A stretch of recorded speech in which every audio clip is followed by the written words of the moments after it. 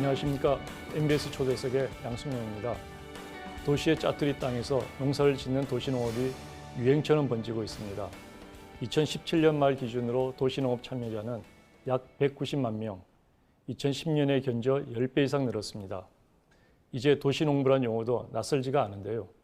그래서 오늘은 도시농업의 현황을 짚어보고 우리가 도시농업으로 얻을 수 있는 유익은 무엇인지, 또 지속 가능한 농업으로 발전하기 위한 방안은 무엇인지 이야기 나눠보겠습니다.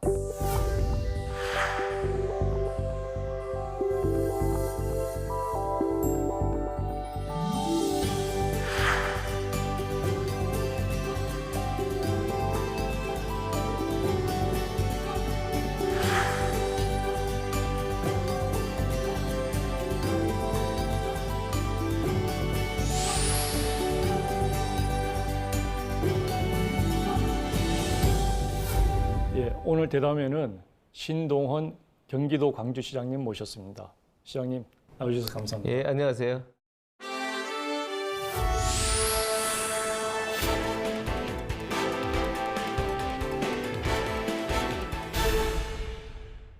오늘 초대석의 주제가 도시농업인데요. 현직 시장님이 나오셔서 시청자분께서 의아하실 수 있을 것 같습니다. 그런데 여기에는 이유가 있는데요. 우리 시장께서 올 6월 선거로 시장이 당선되기 전까지 도시농업 전도사라고 불리셨는데요. 어떤 계기로 그런 타이틀을 얻게 되셨습니까?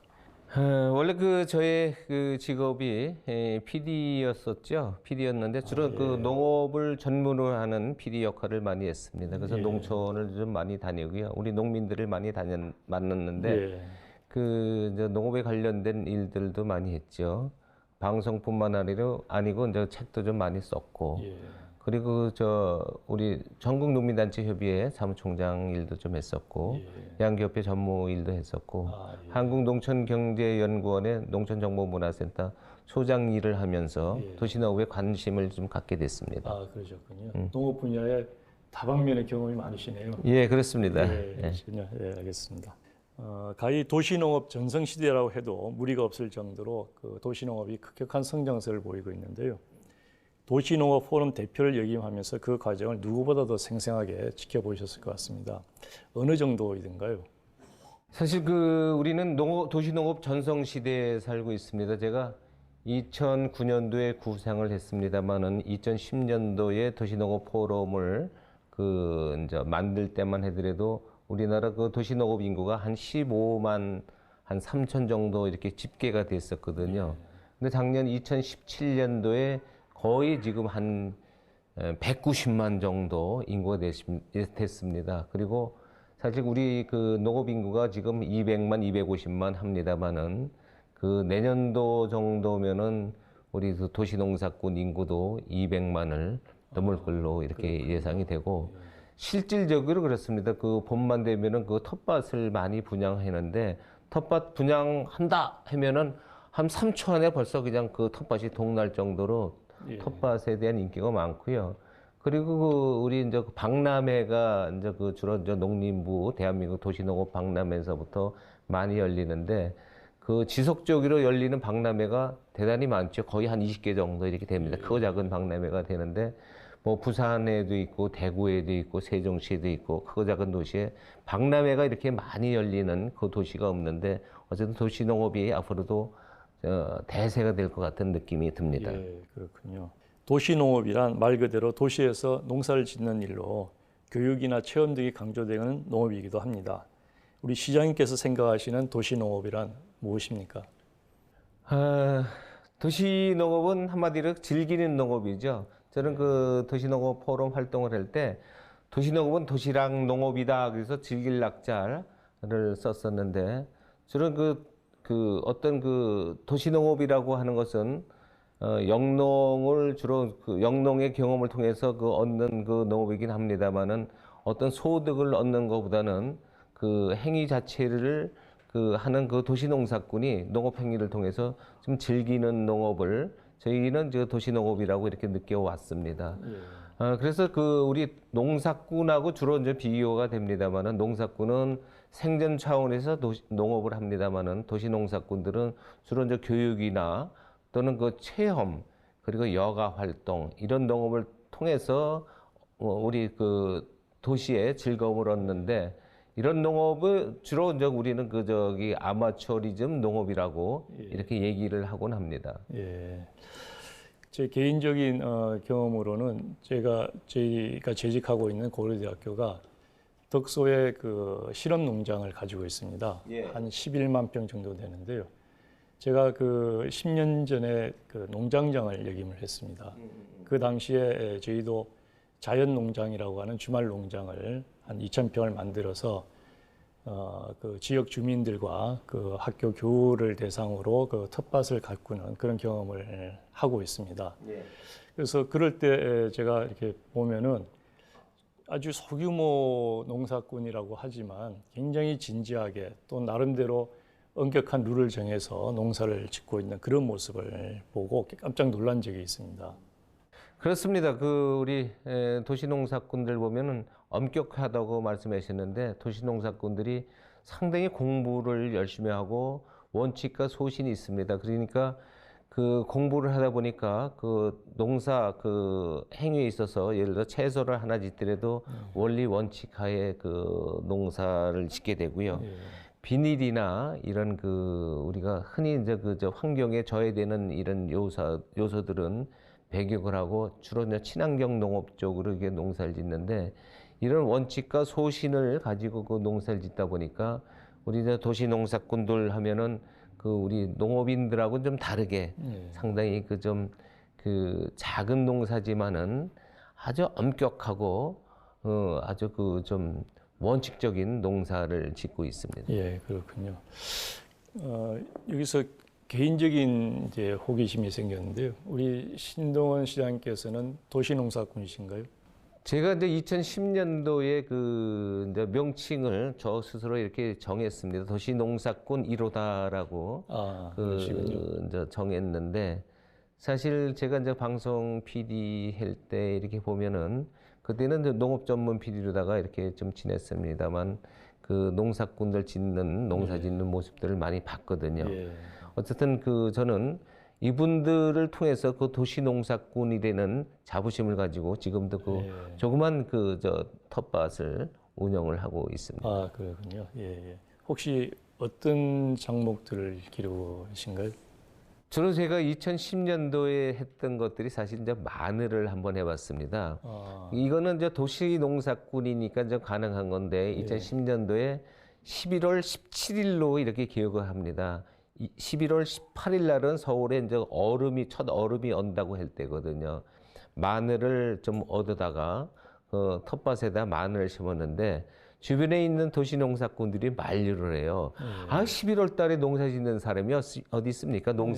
마늘은 보통 10월 달에 심는 건데 11월 달에 농사 짓는 게 어떻습니까? 내일 만약에 이걸 심는다 그러면은 다 얼어 죽습니다. 이런 표현을 해요. 그래서 제가 그래도 뭐 큰 농사 짓는 게 아니고 한 3편 정도 농사 짓는 건데 한번 해봅시다. 그래서 한번 재배를 실제로 이제 마늘을 그 추운 날 이렇게 꽂았던 생각이 나는데 어쨌든 그게 그 다음에 이제 결과로 나타나죠. 그래서 제가 죽을까봐 그 비닐하우스를 쳤는데 그 안에다가 카시미령 얼어버릴까봐 카시미령도 치고 그리고 또 그 바람 들어갈까봐 그 당시에 콘바스라는 그 태풍이 있었지 않습니까? 그 태풍 때문에 나무들이 많이 쓰러져 있었는데 그 나무로다 바람 못 들어가게 비닐하우스를 이렇게 쳤던 기억이 나는데 어쨌든 그런 도시 농업을 통해서 제가 많은 농사로다 입문을 했는데 지금은 뭐 여타 뭐 이러한 농사는 다 질 수 있는 경지까지 올라왔습니다. 상당한 수준이 되셨네요. 예. 여기서 가벼운 질문을 하나 드리고 싶은데요. 지금 도시농사꾼, 도시농부, 도시농업인 어떤 용어가 적절하다고 생각하시는지? 저는 도시농부, 뭐 도시농사꾼 이런 표현을 도시농업인 이런 표현을 쓰는데 우리가 그 일반적으로 규정이나 이럴 때는 도시농업인 이런 표현이 좀 맞는 것 같고요. 일반적으로 옛날부터 그 농업하면은 남성들이 짓는 거라 농부라는 표현을 많이 썼습니다. 그렇지만 이제 도시농사꾼이라는 표현을 저는 주로 이제 쓰기를 좀 하는데 우리 도시에서 농사 짓는 분들은 그냥 도시농사꾼이라는 좀 가벼운 용어를 좀 써도 저는 좋다고 생각이 됩니다. 도시농부는 그 주로 이제 남성형 그 표현이기 때문에 요새는 여자 그 여성 도시농사꾼들이 많이 있거든요. 그래서 저는 도시농사꾼이라는 표현을 쓰기를 즐겨하고 있습니다. 그렇군요. 도시농사꾼 정겨운 표현인 것 같습니다. 예. 예. 자, 개중에서는 그 솔직히 왜 그런 고생을 하느냐, 그냥 사 먹는 게 훨씬 경제적이지 않느냐 이런 분들도 있을 거거든요. 그럼에도 불구하고 텃밭에서 구슬땀을 흘리게 만드는 도시농업의 매력은 무엇이라고 생각을 하십니까? 이거 매력이라는 표현이 사실 좀 어려운 표현인데요. 그 도시농업은 아스팔트 농업이라고 제가 많이 얘기를 했었거든요. 일반 농업에서는 아스팔트에 씨앗을 뿌릴 수 없잖아요. 그렇죠. 근데 사실 도시농업에서는 아스팔트 위에 씨앗을 뿌릴 수 있습니다. 어떤 경우에는 아스팔트 위에 상자리는 이런 거 기구를 통해서 농사도 지을 수 있습니다만은 사실은 도시를 좀 깨고 농사 짓는 이런 묘미가 있거든요. 도시농업에서는. 그래서 우리 도시농업은 언제 어디서든지 농사를 지을 수 있고요. 남녀노소 구별이 없습니다. 그리고 도시농업은 3살 박이 아이서부터 80살 노인까지 즐겨 하고요. 농사꾼들은 정말로 전문가이기 때문에 매끈한 그 채소를 재배하지 않습니까? 근데 우리 도시농사꾼들은 아마추어이기 때문에 어설퍼요. 그래서 그 군욕이 숭숭 났어. 벌레들이 막 뜯어 먹으니까. 그래도 자기가 재배한 거라고 아주 맛있다고 그거를 즐겨 이렇게 맛있게 먹는 모습을 보면은 그런 모든 것이 우리 도시농업의 매력이 아닐까. 저는 그렇게 생각을 합니다. 그렇군요. 예. 요즘에는 그 집이나 학교에 근처에 있는 작은 텃밭 외에도 아파트의 베란다 또는 고층 건물의 옥상 이런 쪽에서도 도시농업이 다양한 형태로 지금 진행이 되고 있는 것으로 알려져 있습니다. 좀 소개를 해주시죠. 그렇습니다. 도시농업의 기본은 사실은 아주 요 손바닥만한 작은 텃밭이죠. 흙이 있는 작은 텃밭이 기본인데 이제 도시 농업이기 때문에 도시 안에서 농사 짓는 행위는 뭐든지 가능합니다. 그래서 이제 우리 이제 베란다 농업 있지 않습니까? 베란다에 조그만 이런 화분을 갖다 놓고 농사 짓는 것도 도시 농업이고 테라스 같은데 조금 큰 넓이의 농사 짓는 모습이라든가 아파트 부지의 작은 공간 그리고 길거리에서 어떤 경관을 위해서 도시 미관을 위해서 도시 농사 짓는 거 그리고 옥상에서 우리 농사를 짓지 않습니까? 제가 이제 옥상 텃밭에서 좀 자랑을 한번 말씀을 드리면은 서울에도 지금 옥상에 많은 관심을 가지고 이제 옥상 텃밭을 주로 하게 되는데 옥상 텃밭을 하게 되면은 도시의 자연 생태계를 복원시킬 수 있는 이런 힘이 있습니다. 그래서 텃밭을 옥상에 이렇게 만들게 되면은 어디서 날라왔는지 잘 모르겠는데 나비가 날라오고 잠자리가 날라오고 벌레가 와서 벌레가 배추 잎을 뜯어먹는 이런 경우도 있고요. 거기서 끝나는 게 아니고 사실은 옥상에다가 텃밭을 만들었을 경우에는 에너지를 절약할 수 있는 햇볕을 차단시켜서 어떤 여름 같은 경우에는 한 2도 내지 3도씨 정도의 에너지를 절약할 수 있는 이런 경우도 있고 그리고 아이들이 무지하게 좋아합니다. 아이들이 좋아서 옥상에 올라와서 교육하고 놀고 체험하고 또 우리 부부들은 옥상에 이제 새벽이면 올라와서 운동삼아 올라와서 물도 주는데 거기서 나는 농산물 사실은 옥상에서 뭐 얼마나 나겠냐 이렇게 생각할 수 있겠습니다만은 옥상에도 상당히 많은 수확량이 있기 때문에 남는 거는 이웃과 함께 나누고 이런 모습들 이런 것들이 사실은 우리 도시농업의 다양한 형태인데 또 성격적으로 보면 그렇습니다. 예전에는 텃밭 도시농업 하면은 상추만 기르는 걸 이렇게 생각했지 않습니까? 근데 지금은 종류도 상당히 많아졌죠. 그 당시 저도 양봉을 하자 그래가지고 2010년도에 서울의 도시농업에 양봉을 강조했던 적이 있는데 양봉뿐만 아니고 양봉의 벌은 그렇게 작습니다만은 우리가 이제 황소를 도시농업에 저는 도입을 했었고요. 황소 아시죠? 예. 황소를 아이들이 너무너무 좋아해요. 황소. 그래서 황소를 아이들도 좋아하지만은 우리 할아버지들도 어릴 때 그 황소 꼴벼다가 이렇게 주지 않았습니까? 그래서 그런 추억들이 있고 그래서 황소를 기르고 그것을 보는 것 자체만으로도 아이들한테는 인성에 상당히 도움이 되고 예. 도시를 상당히 그 따스하게 만드는 이런 장점이 있습니다. 예, 그렇군요. 예. 도시농업이라고 하는 것이 우리가 생각했던 것, 또 상상했던 것 이상의 크다는 장점들이 있는 것 같으네요. 이 앞으로 이 도시농업이 훨씬 더 발전하고 성장할 수 있을 것 같은 생각이 듭니다.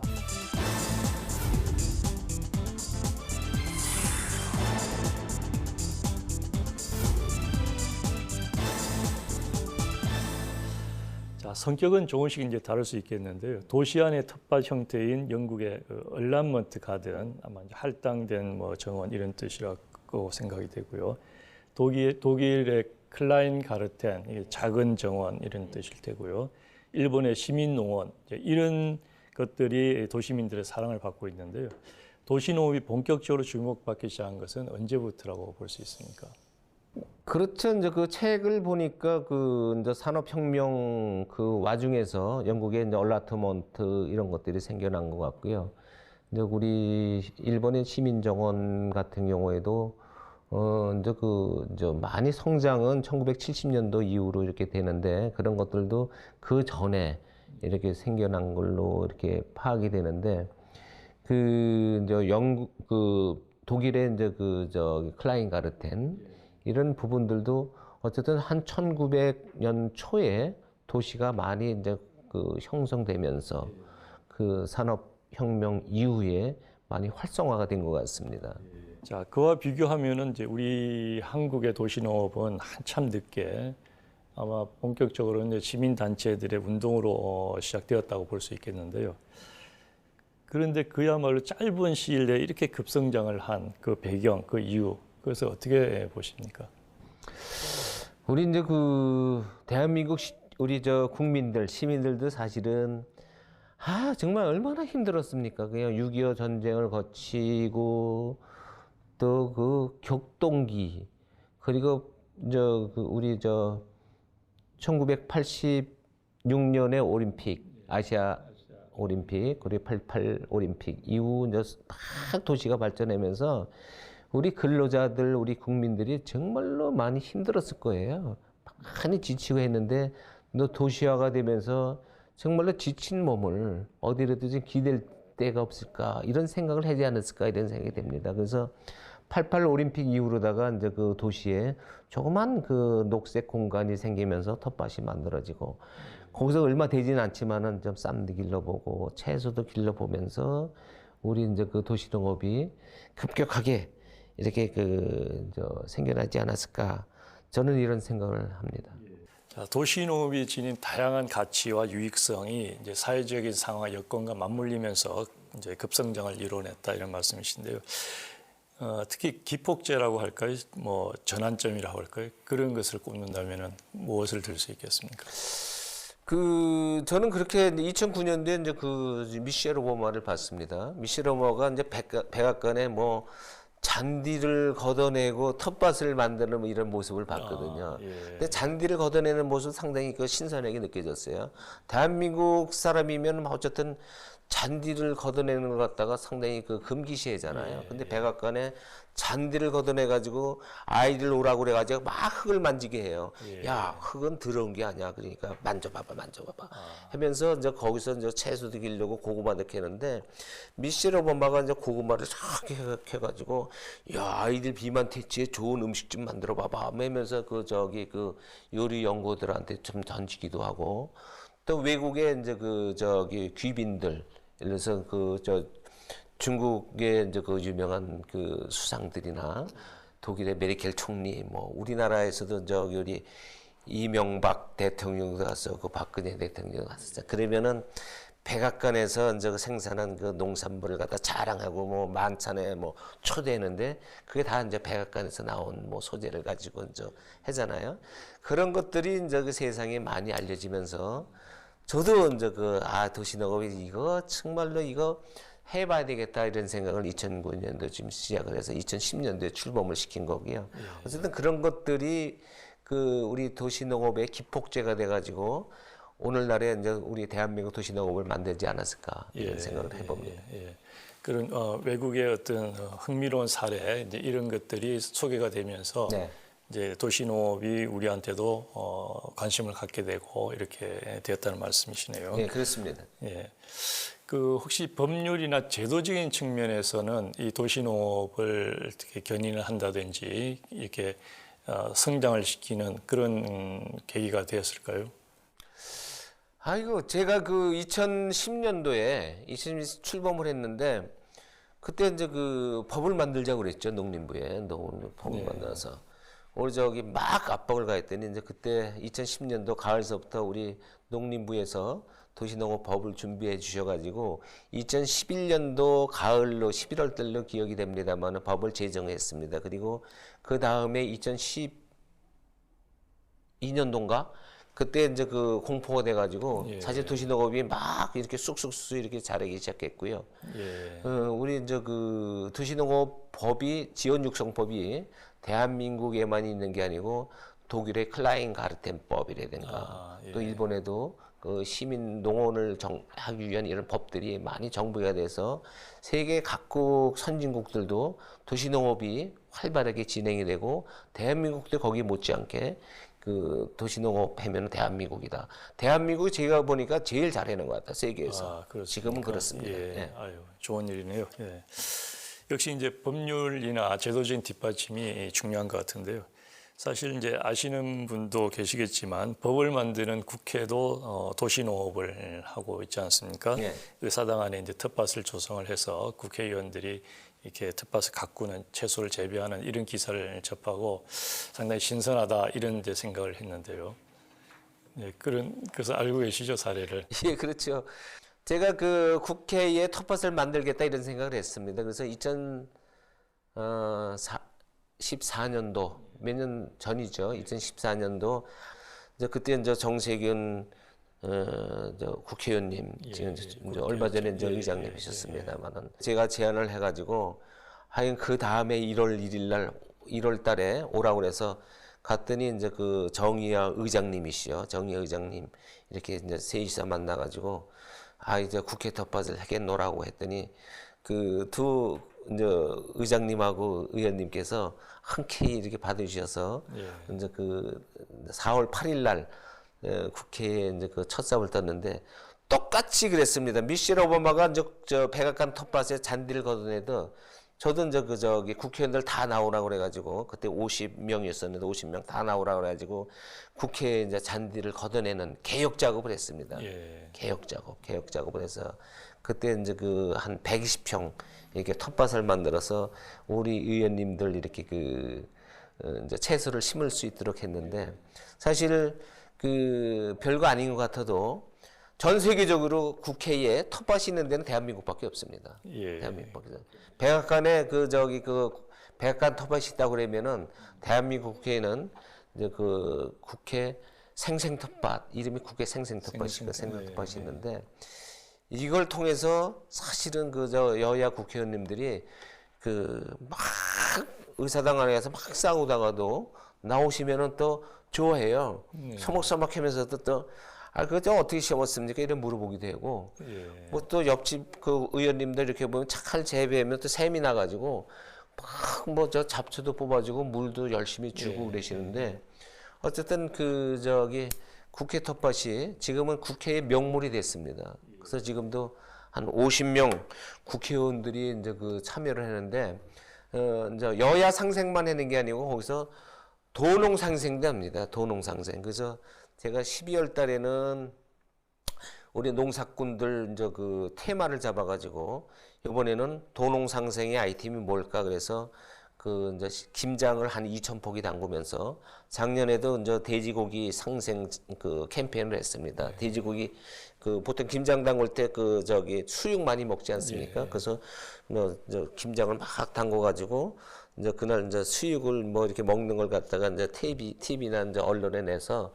같이 이제 국회의원들하고 도농 상생 이런 그 캠페인 홍보를 좀 하기도 하고 했는데 사실 그 제가 그 이제 농림부하고 다른 그 우리 저 도시농업 단체하고 해서 우리 저 뭐죠 그 도시농업의 날을 같이 이제 만들어서 저기 그 선포를 했는데 도시농업의 날도 국회에서 재작년에 예. 선포식을 가졌습니다. 그래서 예. 이제 명실공히 이제 도시농업의 날도 국회에서 선포를 해서 아주 그 의미가 깊습니다. 예. 자, 솔직히 우리 국민들이 국회를 보는 시선은 그렇게 곱지만은 않은 게 사실이지 않습니까? 국회 텃밭에서도 그렇게 긍정적이지만은 않은 그런 시선도 있을 것 같은데요. 그런가요? 대부분 다 이제 그래도 긍정적인데 그 국민들이 워낙 그저 여야 그 저기 정쟁을 하다 보니까 그냥 무심결에 이제 부정적인 생각을 해요. 뭐 저것들 뭐 해가지고 쇼 하는 거지 쇼 뭐 이런 거 해가지고 그래요. 근데 사실은 의원님들 나오시면은 상당히 진지하고 또 그 저기 여가부 장관으로 가신 진선미 의원님이나 이런 분들을 보면은 그냥 그 저기 뭐 이렇게 그 양말까지 벗고 막 여자 의원님이 막 오셔가지고 뭐 이렇게 저기 그 저 텃밭을 갖고 그러거든요. 근데 그런 것들도 나는 좋게 보는데 그런 것들도 그냥 미운가 봐요. 또 그런 것들도 뭐 하면서 그 저기 그 군시렁거리는 그 저 시민들이 있는데 사실 좋게 봐줘야 돼요. 좋게 봐주고 뭐 저기 뭐 이제 뭐 한다고 저기 그 저 요새 저 맨발로 농사 짓는 사람들이 어디 있어? 이러면서 이제 그 저기 그 핀잔을 주시는데 그래도 그 저 의원님들이 맨발이라도 양발 안 신고 맨발로다가 흙을 접촉할 수 있는 이런 것들은 정말 그 저 마음이 따스하고 우리 농민들의 숨결을 한번 느껴보고 싶어서 하는 거니까 근데 우리 좀 저 긍정적으로 이렇게 봐주셨으면 좋겠습니다. 정말 다행스러운 일인 것 같습니다. 우리가 살다 보면은 이제 한 번의 경험이 생각이나 가치관을 바꾸고 또 행동을 바꾸는 그런 일이 있지 않습니까? 이 도시농업에 대한 그런 조그만 경험, 계기가 정치를 바꾸고 또 우리 국민들의 생활을 바꿀 수 있으면 좋겠습니다. 예.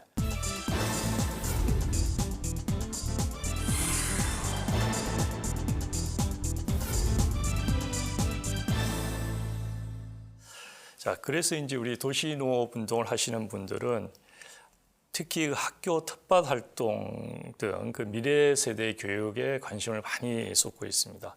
현장에서 아이들의 반응은 어떻습니까? 아이들이 너무 좋아합니다, 사실은. 그 제가 이제 도시농업은 3살 박이 아이서부터 8살 노인까지 다 할 수 있는 농업이라고 그 주로 이제 그 말씀을 드렸는데 사실 그렇습니다. 3살 박이 아이들 그 텃밭에 나오면은 그냥 천진난만하게 뛰어놀고 뭐 벌레를 잡고 이런 모습들을 보고 있거든요. 청벌레를 잡아가지고 이렇게 들여다보면서 뭐 하는 거냐 그랬더니 청벌레 그 얼굴 쳐다보 얼굴이 어디 있는 건가 이렇게 찾아보는 거래요. 그리고 무더운 날은 또 그 저기 아주 그 여름 폭염이 쏟아지지 않습니까? 그럼 냉장고에 있는 얼음물을 가지고 와서 엄마하고 그 저기 덥다고 채소에다 이렇게 주는 얼음물. 얼음을 갖다 이렇게 꽂아주고 이러면서 이런 모습도 보는데 순진한 마음이 그렇죠. 지금 그 도시농업의 이제 장점 중에서 아이들 인성을 기르는 건데 그 아이들 어린이집에 다니는 아이서부터 초등학교 뭐 아이들은 꼭 도시농업을 체험할 수 있는 거. 그 텃밭이 그냥 그 생산만 하는 이런 아이들한테 그런 교육기장이 아니고 놀이터예요. 놀이터. 거기서 호미질 하는 것도 다 놀이에요. 아이들한테 호미질 하는 거. 그리고 씨앗을 갖다가 배추 씨앗을 포트에다가 이렇게 하나씩 이렇게 저는 하나씩 누라고 그랬는데 그거 하나를 이렇게 잡아가지고 2개 넣으면 안 된다. 하나만 넣으라 그러면 하나를 이렇게 넣거든요. 그리고 한 3, 4일 후에 그 싹이 올라오잖아요. 그걸 보면서 아이들이 놀래요. 그렇죠. 자기가 하나씩 누르는데 지금 하나리 올라오니까 그런 걸 보고 아이들이 감탄을 하고 놀라고 그러는 건데 그런 놀이터가 어디 있고 그런 교육장이 어디 있겠어요? 그래서 이런 것들은 정말 도시농업의 가장 큰 장점이자 유익한 일인데 이런 것들이 아이들한테 더더욱 많이 보급이 됐으면 좋겠습니다. 예, 그렇습니다. 우리 애들이 그 텃밭 활동을 통해서 재미와 그 농업의 중요성을 익혀가면 정말 이제 좋은 일일 텐데요. 교육 현장에서 이제 도시농업 활동을 하시던 중에 특별히 기억에 남는 일이 있으신가요? 그 제가 이제 대표적인 작품 중에 하나가 이제 그 꿈틀 어린이 텃밭 학교라는 학교 이름을 지어가지고 예. 꿈틀 어린이 텃밭 학교를 운영했는데 학교의 특징이 사실 그렇습니다. 그 농림부 장관님 그 당시 그 이동필 장관님을 이제 교장 선생님이 모셨어요. 이동필 장관님이 딱 해가지고 뭐 저 졸업 증서 그래가지고 거기 장관 이동필 한 걸 갖다가 졸업 때 12월 달에 이렇게 그 아이들한테 주고 개근상장도 주고 최우수상도 이렇게 주고 그랬는데 그걸 받는 아이들 너무 이제 좋아했죠. 그 아이들 중에서 저는 취지가 이 아이들 중에서 나중에 우장춘 박사 같은 분들도 나올 거고 그렇겠죠. 최고의 우리 예. 저 농업을 중시하는 장관님도 나올 것입니다. 그러니까 예. 꼭 좀 해주세요 했는데 그 텃밭 조그만 3평짜리 텃밭에 선생님들을 2명씩 붙였어요.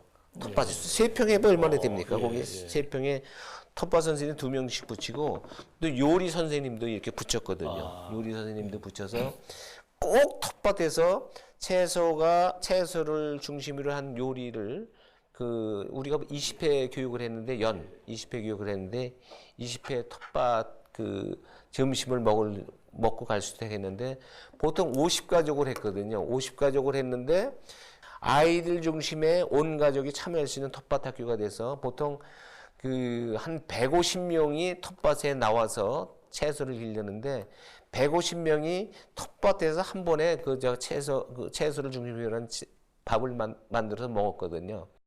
자, 이제 도시농업의 현황, 장점 이런 얘기를 쭉 들어봤는데요. 도시농업이 갖는 다른 면도 있을 것이라고 생각이 드는데요. 우선 일부에서는 이제 도시민들의 여가 생활로 출발한 도시농업에 정부나 지자체가 너무 큰 의미를 두고 지원을 많이 하는 것이 아니냐 이런 의문을 제기하기도 합니다. 여기에 대해서는 어떻게 생각하시는지요? 사실은 그 우리 농업계에서 그 아까 얘기했는데 생산 농업만 했잖아요. 근데 소비자를 바라보지 않고는 농업이 이제 그 앞으로 갈 수가 없습니다. 소비자 농업. 국민과 함께하는. 그렇습니다. 그래서 도시농업을 처음 할 때도 우리 저 우군 오피니언 리더들을 갖다가 끌어들여야 됐다 이런 주장을 해서 제가 2010년도에 좀 시작을 했고요. 그 제가 2010년도 도시농사꾼 학교를 했습니다. 도시농사꾼 학교. 거기서 1기 졸업생들 이제 배출했죠. 여기 멀지 않은 우리 저 종로 3가 인사동에서 이제 시작을 했는데 대한민국의 그 오피니언 리더들을 많이 이제 끌어들여 가지고 그분들한테 도시농업을 하나하나 이렇게 전파하기 시작했거든요. 근데 그분들이 실제로는 집에 가서 실습을 하면서 이제 체험을 해요. 어떤 경우에는 조금 여유가 있는 분들은 조그만 바깥으로 나가서 체험을 하는데 그분들이 이제 한결같이 하는 얘기가 있어요. 야, 아니, 농사가 이게 장난이 아니네요. 이런 얘기. 장난이 아니네. 그래서 이거 뭐 그냥 이제 땀은 줄 흘리면서 이제 농사를 짓는 모양인데 걷다가 약은 제초제 뭐 이런 거 농약 치지 말라고 그러니까 이제 벌레 한 마리 잡아줘야 되잖아요. 그런 거서부터 또 화학 비료 주지 말라고 그러니까 이제 뭐 이것저것 이제 한약재 이런 거 섞여가지고 좋은 뭐 이렇게 해서 이렇게 만들어서 숙성시켜가지고 이렇게 줘야 되는데 그런데도 불구하고 균형이 뻥뻥 난 이런 농산물을 이렇게 만들고 그런데 자기가 이제 생각하는 농사꾼들을 한번 생각해 보는 거죠. 그래. 농사꾼 한 분은 그런 얘기를 하더라고요. 뭐 총장님이신데 절대로 농산물 우리 농사꾼들이 생산하는 농산물은 깎으면 안 됩니다. 이런 주장을 해요. 이분들이 이제 우리 도시농업을 통해서 우리 농업에 이제 우군이 됐는데 이분들을 많이 키우고 그리고 우리가 이제 소비자를 갖다가 우리 농업을 하는 소비자를 키워야 돼요. 농업을 하는. 이분들이 이제 텃밭을 하면서 우리 농업을 이해를 해야지 농사꾼들을 하고 또 암만 비싸더라도 우리 농사꾼들이 생산한 농산물은 우리가 제값을 주고 사 먹자. 아 그래 이분들이 IMF 때문에 힘들어. 야 이분들 좀 응원 좀 해주자 이러거든요. IMF 때 힘들 때는 우리가 되도록이면 우리 그 저기 그 뭐야 저 로컬 푸드 매점에서 나오는 농산물 사 먹어야지 이런 생각들을 하거든요. 예. 어쨌든 도시농업이 앞으로는 그 정책적으로도 그 많이 이제 그 뒷받침이 돼야 될 거예요. 예. 그 저 우리 도시농업을 갖다가 적대시하면 안 돼. 우리 농업인들이 예. 우리 농업계에서. 예. 맞습니다. 도시농업이 그 농업의 이제 우군을 만드는 굉장히 중요한 작업일 텐데요.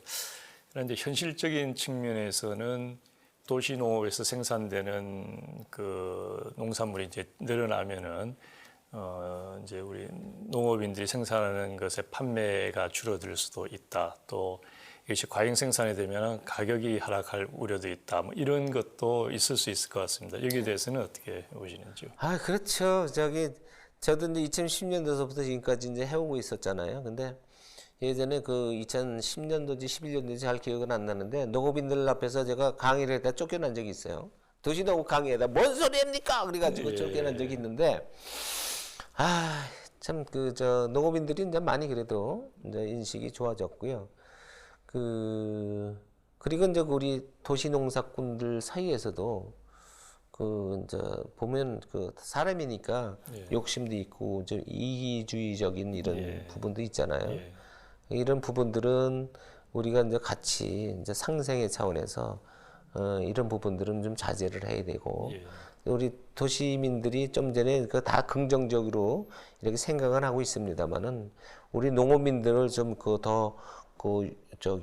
좀 고생하는 걸 갖다가 좀 보담아주고 도시민들은 또 우리 도시농사꾼들끼리는 도시 환경을 좀 이렇게 말끔하게 해주는 거. 예를 들어 비닐 좀 덜 쓰고 실제로 도시농사꾼들 중에서도 또 그런 거 하는 사람들이 있거든요.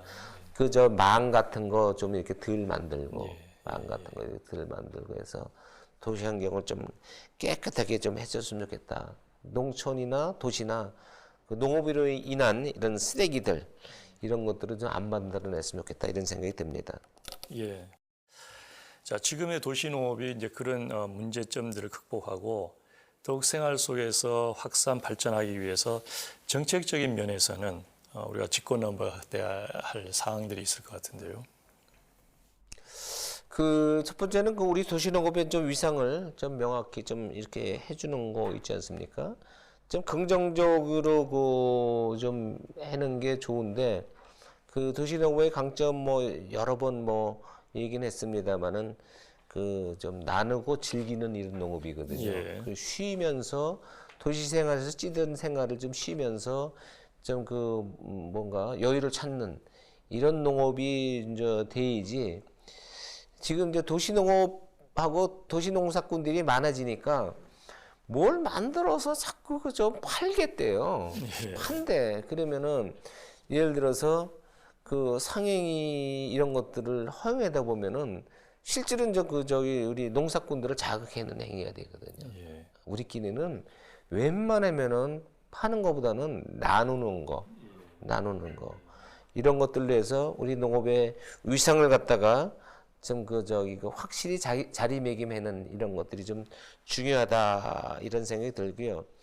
그다음에 이제 사실은 좀 환경이나 이런 부분에 좀 관심을 가져서 우리가 좀 제도를 좀 정비해주는 이런 것들도 필요할 걸로 이렇게 생각이 돼요. 제도가 이제 우리 규정이나 아니면 도시농업 지원육성법 이런 걸 좀 더 보완을 하는 건데 거기 관련된 자격증이라든지 지금 하고는 있습니다만은 이런 부분들을 더 위상을 좀 높여서 도시농사꾼들을 지도할 수 있는 지도사 이런 범위를 좀 넓혀주고요.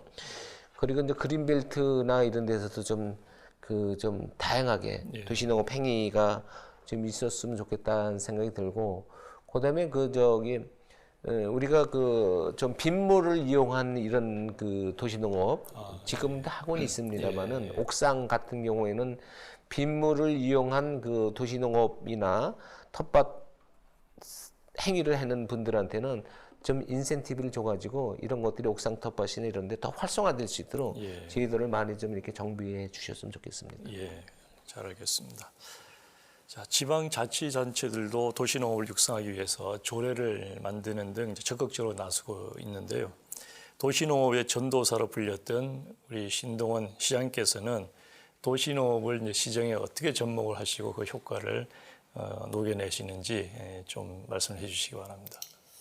막상 제가 이제 우리 광주의 시장이 되다 보니까 도시 농업 쪽에 좀 관심을 못 두게 돼요. 우리 경기도 광주 같은 경우에 난개발이 돼가지고 그냥 벌써 한 38만 도시가 됐거든요. 작은 동네에서. 예. 근데 그 계획 없이 이제 도시가 형성되다 보니까 교통 문제, 또 학교 문제, 아이들이 학교가 없어서 교육을 못 해요. 이런 학교 문제. 이런 부분들이 이제 대두되고 민원이 본물치다 보니까 이제 제가 이제 도시농업에 좀 관심을 덜 가졌는데 좀 올 가을에는 한번 좀 내년도에는 좀 텃밭을 좀 크게 자투리 땅 이런 걸 좀 잘 활용할 수 있는 이런 일들을 좀 해야 되겠다 이런 생각이 들고요. 9월 28일 날 추석이 끝난 다음에 제가 도시농업을 응집된 축제를 한번 벌였습니다. 제목이 우리 집 행복 밥상 예. 문화 축제. 그래서 우리 집 행복 밥상을 이렇게 제가 제목을 걸고 그 축제를 벌였는데 한 번도 오픈된 적이 없는 광주시청사 앞에 밥상이죠. 밥상. 이거보다 큰 밥상을 갖다가 한 550개를 놓으라고 그랬습니다. 550개. 예. 그래서 500개는 우리 시민들을 대상으로 해서 이제 한 가족당 밥상 한 개씩 줬어요. 예. 똑같습니다. 예. 제가 꿈틀 어린이 텃밭학교 할 때 같이 온 가족이 나와서 밥상을 하나 차지하는 거예요. 예. 500개. 그리고 다문화 가족 50가족 해서 550가족인데 거기에 10,000원을 내야 돼요. 참가비. 10,000원을 내면은 온 가족이 와서 이제 즐길 수 있는 이제 밥상 문화를 한번 좀 연출해 보는 건데 10,000원만 내면 제가 이제 어디서 협찬받은 이제 돼지고기 1kg를 줬고요. 예. 그다음에 지역에 사는 농사꾼들이 요번에 우리 농산물 좀 많이 홍보해 달라는 차원에서 쌀도 주고 뭐 밥도 주고 뭐 계란 뭐 광주 이제 자연 차리는 브랜드가 있거든요. 예. 거기에 보면 뭐 새싹, 뭐 베이비 채소, 뭐 무순이, 뭐 이런 쌈 채소 이런 것들이 여러 개 나오는데 그런 채소를 모둠이를 해가지고 줬어요. 예. 그래가지고 이제 축제를 했는데 맨 처음에 이제 뭐 이렇게 뭐 밥상이 무슨 축제입니까? 그랬거든. 그래서 나는 또 언론에 얘기했죠. 이거는 우리가 작은 경기도 광주에서 하는 밥상 축제이긴 하지만은 대한민국에 단 하나밖에 없는 축제다. 예. 대한민국에 단 하나밖에 없으면 전 세계적으로도 행복을 주제로 한 그 밥상 축제는 하나밖에 없다. 행복을 주제로 한 거. 행복이라는 게 상당히 주관적이고 추상적이잖아요. 그렇죠. 이걸 느끼고 이제 보여주는 거거든요. 체험시키는 거거든요. 행복을. 그래서 상당히 그 사람들이 했는데 제가 한번 그날 오후 4시 한 5시 반서부터 착 펼쳤어요. 착 펼치니까 사람들이 정말 인산인해 정도 해가지고 맨 처음에 뭐 10,000원씩 했는데 그거 올까 그랬거든요. 예. 근데 그냥 온 가족들이 뭐 이거 뭡니까 배낭 미고 쫙 와가지고 거기 불 퍼내가지고 그냥 지지고 볶고 해가지고 이제 그날 뭐 가족 노래자랑까지 하고 뭐 시상식도 하고 경연대회 뭐 결과도 발표하고 뭐 이랬는데 너무 행복했대. 이게 도시농업이에요. 이게 도시농업. 이 생각만 해도 정말 신나고 행복한 축제였었던 것 같으네요. 그렇죠. 예. 자, 우리 정부도 이제 도시농업의 중요성을 인식을 하고 농종의 이제 한 축으로 받아들이면서 그 정책 목표를 도농 상생 틀 구축 이렇게 이제 잡고 있는데요. 지금까지 도시농업을 위한 이제 육성에 중점을 뒀다면은 이제는 도시농업을 통해서 우리 농업 농촌을 지원하고 도와주는 같이 상생을 가는 이런 기반을 확보하는데 이제 역점을 두겠다 이런 방향인데요. 영국이나 독일 등의 이제 선진국 도시농업에서 우리가 혹시 참고로 할 만한 사례가 있을까요? 그냥 선진국일수록 사실 아까 얘기한 대로 선진국일수록 영국, 프랑스, 독일, 미국 가보면 알잖아요. 뉴욕 이런 데 가보면은 옥상이 다 파랗잖아요. 예. 파랗잖아요. 그게 이제 그 선진국 도시농업인데, 아까 이제 그 옥상 텃밭의 이제 그 장점에 대해서 제가 이제 도시 생태계 복원, 옥상 텃밭 이런 얘기를 했는데, 정말로 텃밭이 만들어지면 생태계가 복원되는 얘기했잖아요. 생물 다양성 예. 이런 차원에서도 우리가 이제 도시농업을 좀 해야 되고요. 그리고 가장 중요한 거는 사실은 도시와 농촌이 함께 가야 돼요. 함께. 예. 함께 갔을 때 우리 그 이제 부정적인 거, 예를 들어서 우리 도시농업은 그 많은 도시인들 젊은이들이 참여하면서 그 아유 나도 이제 저 농사나 한번 져봐야 되겠다 이런 생각을 은연중에 하게 돼요. 예. 그 젊은 친구들 그 지금 뭐 도시에서 그 좀 적성에 안 맞는 친구들 뭐합니까? 귀농하면은 예. 또 귀촌하면은 도시에 무한한 그 저기 가능성의 그 농촌이 열리거든요. 예. 좀 귀농 전 단계로다가도 도시 농업이 상당히 필요하고요. 예. 그 저 우리 아까 얘기한 대로 좀 도시민들을 우리 우구나 하는데 예. 다시 한번 강조해서 말씀드리면은 그런 의미에서 좀 그 이런 그 도시 농업의 가치, 농업의 가치 이런 걸 갖다가 좀 도시 농업 지원 육성법만 뭐 필요한 게 아니고 이런 가치를 좀 인식을 한다 그러면은 예. 우리 헌법에다가도 농업의 가치 이런 것들을 좀 넣어줬으면 좋겠다 생각이 예. 들고 우리 이제 그 우리 문재인 대통령님께서 사실 청와대에 잔디 좀 걷어내고 거기 좀 만들어야 돼요. 그렇게 한번 제안을 해보시죠. 만들어서 예. 그 이제 아이들 그리고 농민들 위로해주고 예. 뭐 이런 것들이 상당히 필요하다 이런 생각이 됩니다. 예, 정말 그렇겠네요. 예, 잘 알겠습니다. 자, 조금은 우리가 가볍게 여겼던 도시 농업에 대해서 정말 많은 것을 배우고 생각하게 했던 그런 시간이라고 생각합니다. 자, 마지막으로 아직 그 도시 농업에 대해서 반신반의하는 분들 또는 이제 막 도시 농업을 알게 되신 분들께 한 말씀 해주시죠. 아 그렇습니다. 그 이제까지 저도 그 우리 농업 농촌을 다니면서 우리 농민들 정말 많이 만났고요.